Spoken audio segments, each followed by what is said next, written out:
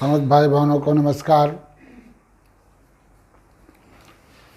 तो आपको पता ही है 16 तारीख को पूर्णिमा है। पूर्णिमा के बाद बैसाख मास लग जाएगा। अब पूर्णिमा के मैं इसे पिछले 3-4 वीडियो बनाया है और बहुत सारे भाई बहनों ने कहा कि जैसे पूर्णिमा अमावस्या है तो आप मुझे वीडियो बना करके ज़रूर सूचित करें जिससे मैं अगला साधना कर सकूं। तो जो भाई बहन प्राण का साधना कर रहे हों तो 16 तारीख के बाद से आपका अंधेरा पक्ष, सूर्य पक्ष, कृष्ण पक्ष, जिस भी नाम से आप जानते हो वो सब चालू हो जाएगा। तो पूर्णिमा के अगला दिन अगर आपका जमुना धारा अर्थात सूर्य स्वर, दाहिना स्वर सूर्योदय से लेके 1 घंटे तक चला। इस समय सूर्योदय 6:15 से 6:30 बजे तक हो जाता है। जितना ही आप पूरब जाएंगे उतना जल्दी सूर्योदय होगा, जितने पाकिस्तान की तरफ जाएंगे उतने लेट में सूर्योदय होगा।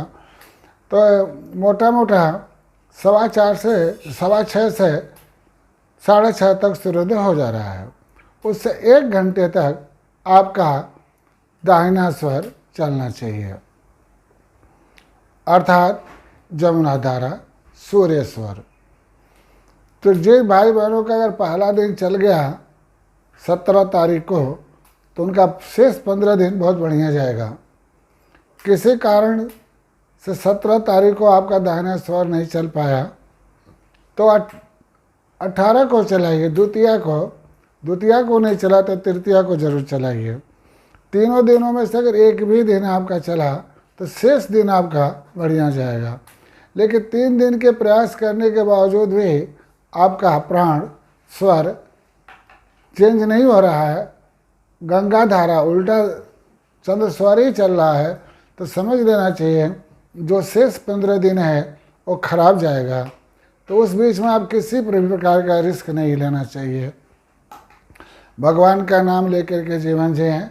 जितना आप श्रद्धा से भगवान शिव का जाप करेंगे उतना ही आपका कल्याण रहेगा।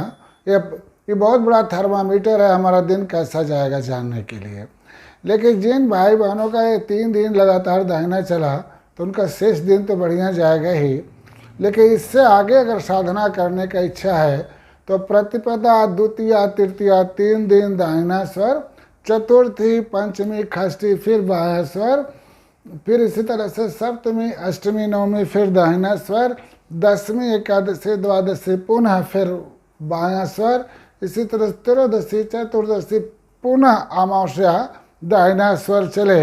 इस तरह से अगर कोई नर नारी अपने पूरे जीवन को जीता है तो उन पर कोई ढैया, कोई साढ़े साथी, कोई राहु का दशा आदि का कोई महत्व नहीं होगा। जबकि ग्रहों का लेन देन हमारे पिछले कई जन्मों का है, लेकिन उन दोष को दूर करने के लिए प्राण के सिवा और कोई मंत्र तंत्र नहीं है।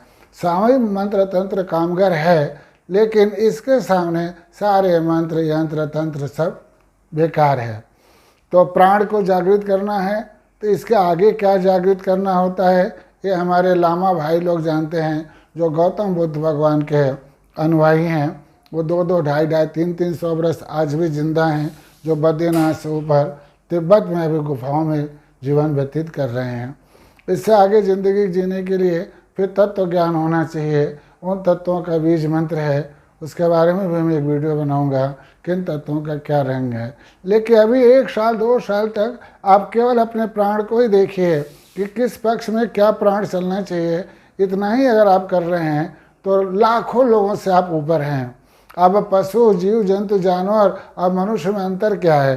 किसी भी जानवर को अपना प्राण देखने की क्षमता नहीं है मनुष्य के अलावा। मनुष्य में भी 10,000 आदमी में किसी एक आदमी के बारे में सौर विज्ञान के बारे में ज्ञान है, वरना हम सब जानवर और पशु के बराबर ही जिंदगी जी रहे हैं। तो मैं चाहता हूँ जिन भाई बहनों के प्राण के बारे में थोड़ा भी आस्था उत्पन्न हो गया हो तो इस विधि से अपना जीवन जीना शुरू करें। इससे 1-2 साल जीने में आपको जो अनुभूति होती है तो अपने रिश्तेदार, अपने बच्चों, अपने खास लोगों को, प्रेमियों को जरूर सूचित करें। तो ये गोपनीय सब्जेक्ट है, भगवान शिव जी के द्वारा लिखा हुआ बोला गया है। माँ पार्वती प्रश्न करती गई, शिव जी उसके बारे में माँ पार्वती को उत्तर देते गए। तो जो भाई बहन आगे जा रहे हैं उनको अच्छा लगता है तो अपने योग्य जैसे लोगों को ही बताएं कि आम सब्जेक्ट नहीं है, सबको बताने वाला सब्जेक्ट भी नहीं है। तो मैं आज इतना ही कह करके बंद कर रहा हूँ। जिस भाई बहनों को अच्छा लगता हो तो अपने खास खास लोगों में शेयर ज़रूर करें। नमस्कार।